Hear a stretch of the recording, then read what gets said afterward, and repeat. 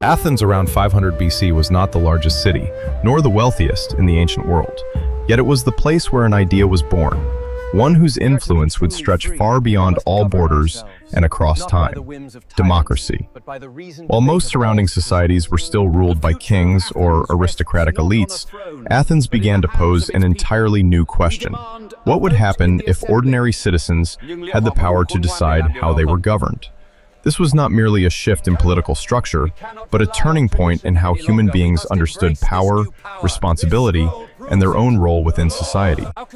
Imagine yourself standing in ancient Athens, not inside a luxurious palace or before a powerful throne, but in an open space where ordinary people gathered to debate, to agree, and to oppose.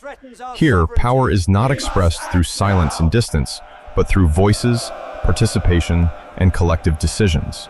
There is no single ruler standing above all, but hundreds, thousands of citizens shaping the future of the city together. This did not just create a new system, it gave rise to a new way of life, where each individual, at least to a certain extent, could feel the weight of their own choices. Today, when we speak of democracy, it often feels familiar, almost self-evident. But in Athens of 500 BC, it was a bold, unprecedented, and risky idea. It was not perfect, not inclusive of everyone, and not always stable. Yet it was here that, for the first time in history, human beings attempted to govern themselves. And thanks to modern technology, we can return to that moment, not just to see Athens, but to understand what it felt like to live in a world where democracy was only just beginning to take shape. To understand Athens around 500 BC, it is essential to place it within the context of a city-state undergoing profound political and social transformations. This was the period following the reforms of Cleisthenes, who laid the foundations for an early form of democracy by breaking the power of aristocratic families and reorganizing citizens into geographic units rather than kinship groups. Athens was not a vast empire like Rome would later become, but a polis, an independent political community, where its relatively small scale became an advantage, allowing citizens to directly participate in collective decision-making. It was precisely this closeness that enabled an entirely new model to emerge, one in which power was no longer concentrated in a single individual or a small elite, but more broadly distributed among the body of citizens. The city of Athens at this time was organized around public spaces, where political and social life unfolded side by side. There was no dominant central palace as seen in monarchies, but instead open squares, assembly areas, and gathering places where people could meet and exchange ideas. However, it is important to understand that citizens in this context did not include everyone. Only free men born in Athens had the right to participate in political life, while women, slaves, and foreigners were excluded from the system. This reveals that early democracy was not a perfect system, but rather an experiment that both expanded opportunities and imposed clear limitations. Beyond Athens, the wider world continued to operate under more familiar systems: kingdoms, empires, and centralized forms of rule. Even Athens itself was not isolated from external threats, particularly the rising power of the Persian Empire to the east. These pressures made Athenians increasingly aware of the need for unity and active participation in political life. In this context, Athens was not merely a city, but a laboratory where new ideas about power, responsibility, and community were formed and tested, laying the groundwork for one of the most influential concepts in human history. At the heart of Athens, where all roads seemed to lead, there existed a space both simple and deeply meaningful: the Agora. It was not a palace, nor a grand structure meant to display power, but an open square where civic life truly unfolded. Here, people did not come only to trade goods, but also to talk, debate, and take part in the shared concerns of the city. The Agora was where the idea of democracy did not merely exist in theory, but was practiced every day through the presence and voices of individuals. The Agora was always alive with movement. Vendors called out to attract customers. Philosophers stood among crowds posing questions and challenging others' thinking, while citizens gathered in small groups to discuss laws, war, and political decisions. In this space, there was no clear boundary between everyday life and political life. They blended together, creating the distinctive rhythm of Athens. What might begin as an ordinary conversation could quickly turn into a lively debate, where ideas clashed and collective perspectives began to take shape. What made the Agora truly remarkable was not just the activity within it, but the way it empowered people. Unlike societies where power was held tightly by a select few, in Athens, at least for recognized citizens, the Agora was a place where one could speak and be heard. Each individual, regardless of wealth or status, had the opportunity to participate in discussions that shaped the future of the city. This openness transformed the Agora into not only a marketplace, but also a space of thought, where ideas were formed, tested, and spread. However, that openness also came with clear limitations. Not everyone had equal access or the right to participate. Women, slaves, and foreigners were largely excluded from these discussions, even though they were physically present in the Agora in other roles. This reveals that, despite being the center of democracy, the Agora still reflected the boundaries of its time. Yet within this vibrant and often contradictory space, something profound began to take shape. The idea that power could come from many voices, and that a city could be shaped not only by its rulers, but by its citizens themselves. Perched on a high hill overlooking the entirety of Athens, the Acropolis stood as a steadfast anchor, both physically and spiritually, for the city. From almost anywhere in Athens, it was visible, serving as a constant reminder that above the crowded streets and lively debates, there existed a higher order tied to belief and tradition. This was not a place for everyday life, but a sacred space where people connected with the gods, especially Athens, the patron goddess of the city. The structures on the Acropolis were not built solely for worship. They also carried powerful symbolic meaning. Temples with solid stone columns, harmonious proportions, and elevated positions did more than demonstrate architectural skill. They reflected how the Athenians viewed the world: ordered, balanced, and deeply connected to beauty. When citizens took part in festivals and rituals here, they were not only engaging in religious acts, but also reinforcing a shared sense of belonging, one rooted in common belief and identity. What is particularly striking is how the Acropolis coexisted with the Agora, yet served an entirely different role. If the Agora was the space of voices, debate, and change, then the Acropolis represented stability, values that were enduring and not easily shaken. One embodied the power of the people, the other embodied a belief that transcended them. It was this balance between the two spaces that created a unique structure for Athens, where democracy was not based solely on reason and discussion, but also anchored in faith and tradition. In this context, the Acropolis was not merely a religious site. It was a symbol of the city itself. It showed that even as Athens experimented with a new political system, it did not detach from its long-standing spiritual values. Power could be shared, debated, and transformed. But belief remained a foundational force, helping to keep society from descending into chaos. And when Athenians looked up at the Acropolis, they did not see only temples. They saw their identity, carved in stone, enduring through time. Leaving behind the Agora and the Acropolis, Athens reveals a more modest picture of daily life, where most people lived in homes that were far from luxurious. Houses in Athens were typically built from simple materials, such as clay, stone, and wood, designed inward to provide privacy and protection from the Mediterranean heat. These homes were not large and lacked many comforts, but they were sufficient to meet the basic needs of a family. For the Athenians, value did not lie in material display, but in one's role within the community and civic life. Inside these homes, life revolved around family, labor, and responsibility. Men typically participated in political life and public affairs, while women managed the household and cared for children. Slaves, an integral part of Athenian society, carried out a wide range of tasks, from manual labor to domestic service, helping sustain the rhythm of everyday life. This reveals a clear reality.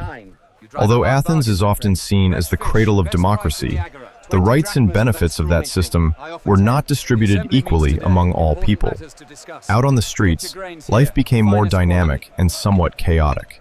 Narrow, dusty roads, irregularly planned, were always filled with movement, from merchants and craftsmen to ordinary laborers. The sounds of conversation, trade, and daily activity blended together, creating a vibrant yet pressured environment.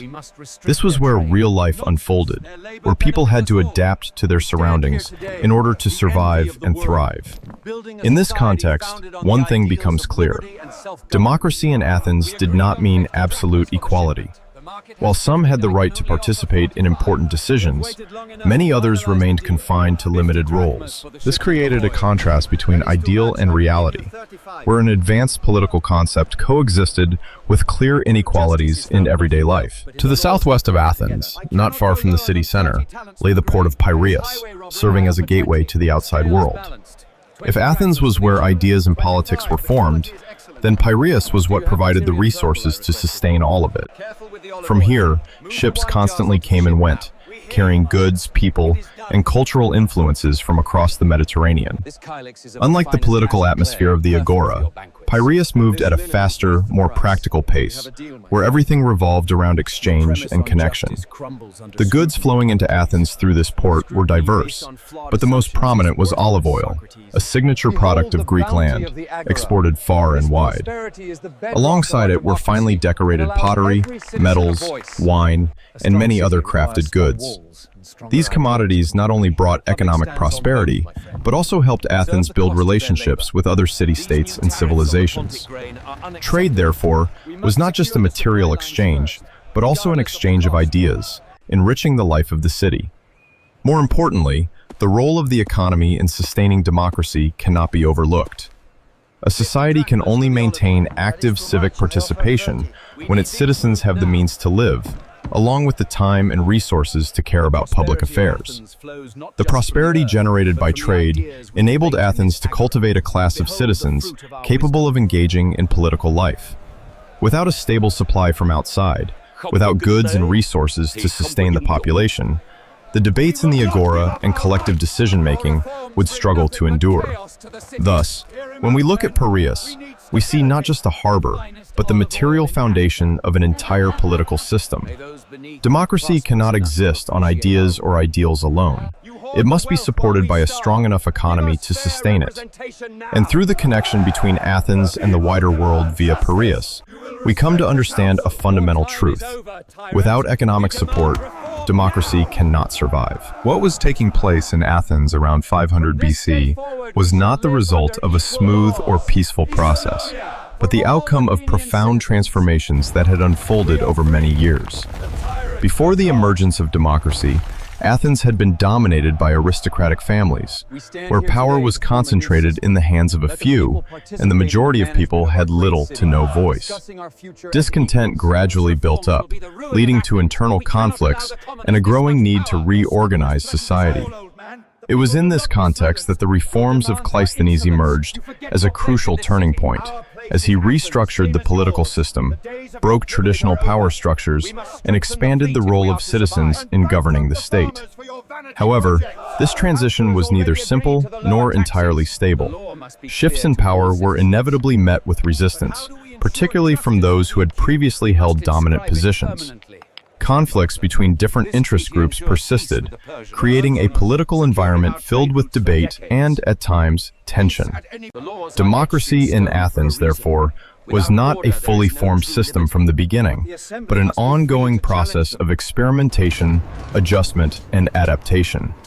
Each decision, each reform, was the result of negotiation among competing perspectives, reflecting a society striving to balance freedom and order. Alongside internal struggles, Athens also faced external threats, most notably the rise of the Persian Empire. The threat of war posed not only military challenges, but also forced Athenians to strengthen their unity and sense of shared identity. In this context, democracy was not just a political system, but became part of the city's identity, a way for its people to collectively confront common dangers. The decisions made were not only about governance, but directly tied to the survival of the entire community. For this reason, democracy in Athens was not born out of stability, but out of conflict and pressure. It was the product of struggles, reforms, and threats from both within and beyond the city. and this is precisely what makes it remarkable.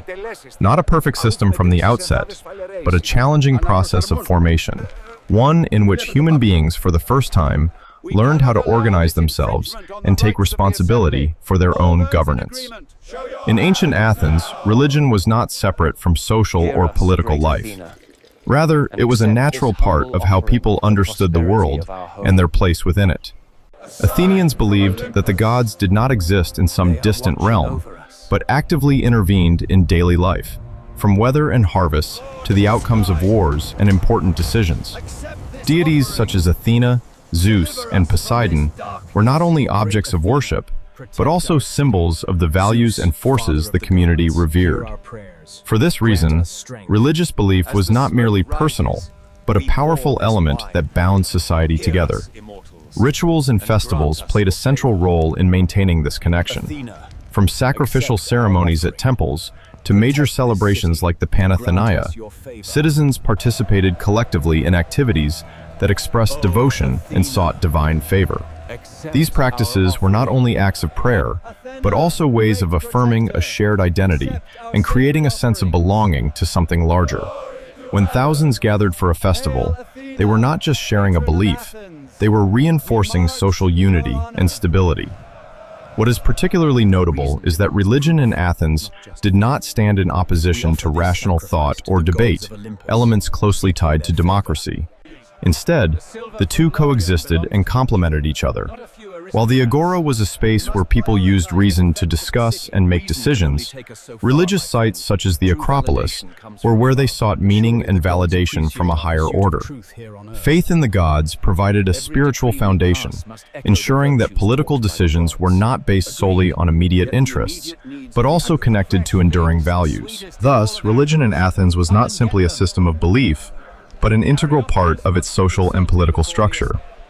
It helped individuals understand their responsibilities, reinforced collective agreement, and created a sense that social order was not only human-made, but also connected to a broader cosmic framework. In a society experimenting with democracy, belief served as an anchor, helping prevent chaos and allowing people to both debate and coexist within a shared community. In Athens, around 500 BC, power was not concentrated in a single king or a fixed aristocratic class, but was distributed through a system in which the people, at least those recognized as citizens, could participate directly. At the center of this system was the ecclesia, the citizens' assembly, where major decisions about war, laws, and policy were made through discussion and voting. Alongside it was the boule, a council composed of citizens selected for fixed terms, responsible for preparing issues to be presented before the assembly. This structure created a mechanism in which power did not remain fixed in one place, but was continuously circulated and checked. Law played a foundational role in keeping this system functioning. Regulations not only defined what was permitted and what was not, but also created a sense of relative fairness among participants. The public nature of laws and the ability to debate them marked a significant difference from many contemporary societies. In Athens, power was not only exercised, it could also be questioned.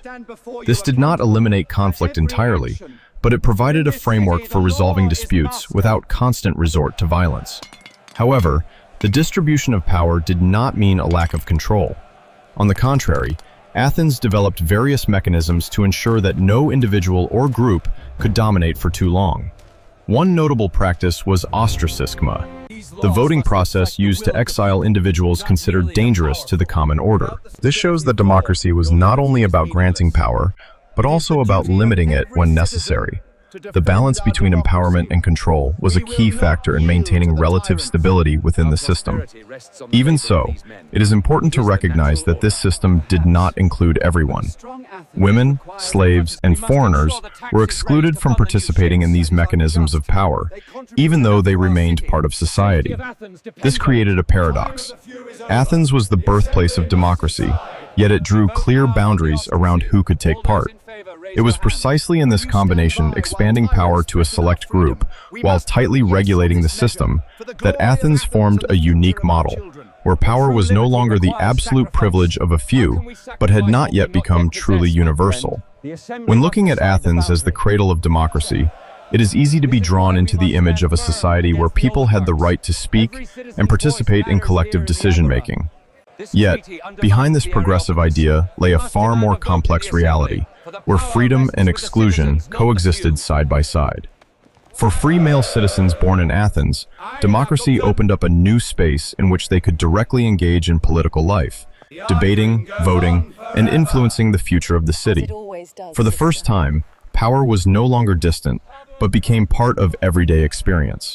But at that very moment, an important question arose. Who counted as a citizen? The answer created clear boundaries within Athenian society. Women, though born and raised there, had no right to participate in political activities. Slaves, who made up a significant portion of the population, were treated as property and completely excluded from the system. Foreigners, even if they lived and worked in Athens, were not recognized as citizens. This meant that a large part of the population, those who helped sustain the city, had no voice in shaping it. This contrast was not only about rights, but also reflected how Athens understood democracy. For them, democracy was not a universal right for all, but a privilege reserved for a specific group. This created a system that was both progressive and limited, where freedom was expanded, but not fully inclusive. Those who could participate experienced the power of collective voice, while those excluded remained within a structure they had no ability to change. It is precisely within this contradiction that Athens becomes so remarkable. It shows that even revolutionary ideas do not emerge in perfect form. Democracy, at this stage, was not a final destination, but a beginning, a trial still marked by limitations. And looking back, we can clearly see that the later development of democracy was a process of gradually expanding rights that had once been restricted, transforming an early idea into a more inclusive system. When looking back at Athens around 500 BC, what remains is not just the image of an ancient city-state, but the imprint of an idea that has transcended time to shape how human societies are organized. Democracy, even in its early and limited form, laid the foundation for an entirely new way of thinking about power, that it could be shared, debated, and controlled by those who are affected by it. Spaces such as the Agora and the Acropolis were not merely historical sites, but symbols of a moment when people began to question how they were governed. The legacy of Athens does not lie in its size or military strength, but in the lasting influence of the ideas formed there. Concepts such as citizenship, public law, and collective participation in decision-making have become the foundation of many modern political systems. Despite thousands of years of change, these principles continue to be developed, adapted, and applied across different societies. Athens, therefore, does not belong only to the past. It remains present in the way the world functions today. However, in examining this legacy, it is important to understand it in all its complexity. Athenian democracy was not perfect, not inclusive of all, and not always stable. Yet this is precisely what makes it valuable, as it shows that the systems we now take for granted were built through experimentation, mistakes, and continuous adjustment. The legacy of Athens is not a finished model, but a process, a journey that humanity is still continuing today. And perhaps most importantly, despite the passage of time, the questions Athens once raised remain deeply relevant. Who has the right to decide? How should power be distributed? And how can freedom be balanced with order? In looking back at Athens, we are not only looking into the past, but also seeing the foundations of the present and the challenges that modern societies are still striving to resolve. After walking together through ancient Athens, from the public squares where the voices of citizens echoed, to the sacred spaces where belief was reinforced, what remains is perhaps not just knowledge, but a deeply personal question. If you had lived in Athens in 500 BC, who would you have been? Would you be a citizen standing in the Agora, debating important decisions of the city, or someone outside that system, observing, yet without the right to speak? This question not only helps us better imagine the past, but also invites us to reflect on our own place in the present world. If there was a moment in this journey that left an impression on you, or an idea that made you reflect, Feel free to share your thoughts. It could be the way Athenians organized their society, how they debated, or even the limitations of the system they built. Every perspective can open up a new discussion, not only about history, but about how we understand and evaluate values today. Because history is not just what happened, but how we interpret and learn from it. And if you'd like to continue this journey, join along in the next videos, where we will explore other cities and civilizations through the same approach, not just looking back, but experiencing them. It could be Rome at the height of its power, Beijing under imperial dynasties, or anywhere else you're curious to understand more deeply. Leave your suggestions for the next destination, because your choices will help shape the path we build together, step by step, returning to the past to better understand the present.